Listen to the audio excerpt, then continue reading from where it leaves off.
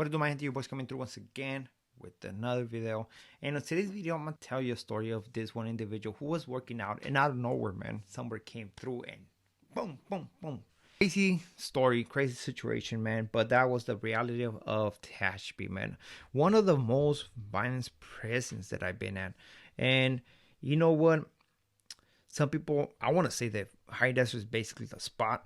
That was the spot. But the only reason, right, it was not as violent because of the lockdowns. It was because of the times, you know. It was extreme violent for sure. But there was like long lockdowns, you know. As for CCI, man, Tehachapi, actually, for riots, it was like probably like a 2 week lockdown. And actually for 2-on-1s, in where an individual basically got booked, it was only like for 3 days.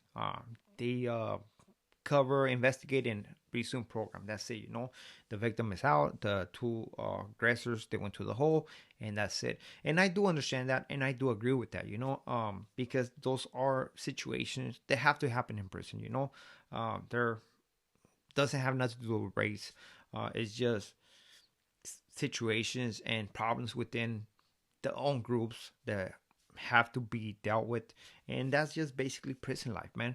But on today's location, hopefully you like this story, man. But before we continue with this, don't forget to like a comment, throw your comment, and if you haven't subscribed to the channel, man, don't forget to subscribe to the channel, man. It doesn't take nothing from you, and at the end of the day, you are supporting my channel to be pushed out there, which I'll highly appreciate. For those who are supporting the channel, who are the new ones, the old one, highly appreciate every single one of you guys on some real stuff, man. So let's get to the story, right?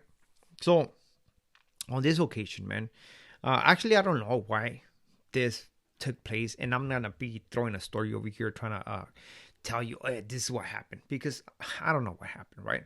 I was just right there at work, witnessed the situation. That's how I came across a lot of things, right? Because of work, and I just run with it, right? I was like, damn, that's crazy, man. And one thing that made me think, you know, about CCI, man, is that there was a lot of violence, right? And we all normalize it. I have told a story in where there's a riot and people are hurt pretty bad. Pretty bad. I'm not even playing. They're hurt pretty bad. Like they're like screaming, man. And people are making fun of them, laughing. And cops are getting mad because at that moment, I put myself like a civilian, regular civilian. And I'm like, man, if a regular person was to see this, I mean, they would get scared. Like, damn, there's so much evil in this place, man. But that was reality, man. I'm not gonna say that every prison is like that. Like, it's not, man. It's not. It has to be certain yards, and you have to put the right people in it, right? Now, come on. I'm just being straight up with you guys, man. It doesn't happen in all places. You have to put the right people in there, and trust me, man, the devil will have have fun with that stuff, man. But that was Tehachapi right there. And on this occasion, man, I remember I was at work, and at work we have a big window. We have a big window, which basically I can see the whole yarda. I see the whole yarda, and that's how I know a lot of stories. You know, when stuff used to happen by the blacktop, you can walk to the door, and you can look into the yarda and see what action is taking place, right? So, trip on this, I was minding my own business. You know, sometimes you get bored, you look outside, what's going on. And I remember seeing this guy working out.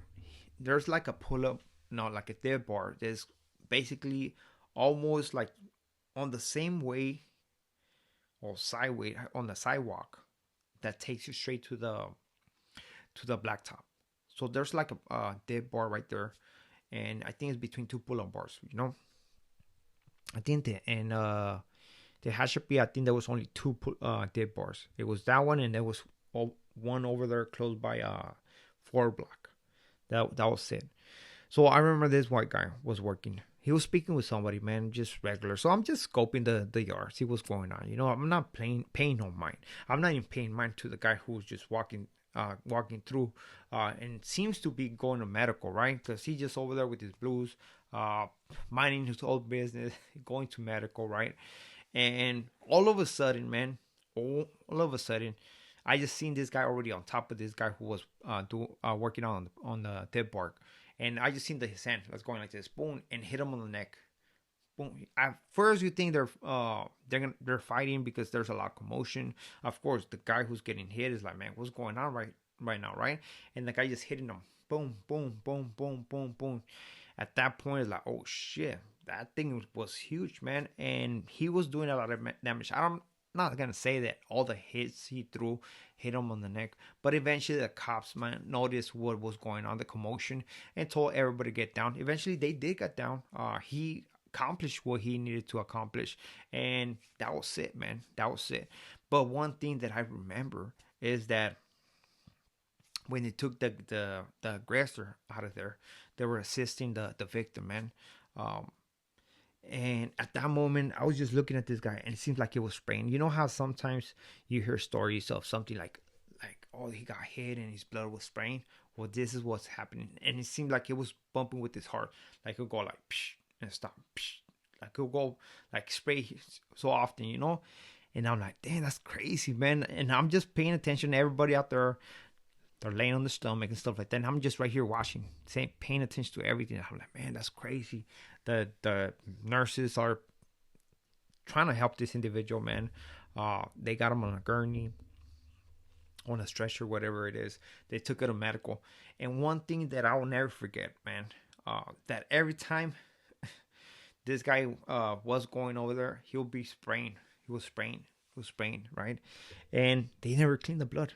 They never clean the blood, man. So whenever you walk to medical, you'll see like drops of blood like here, and then all of a sudden a big spray, drops of blood and big spray, man. And I'm like, man, that's just crazy, man.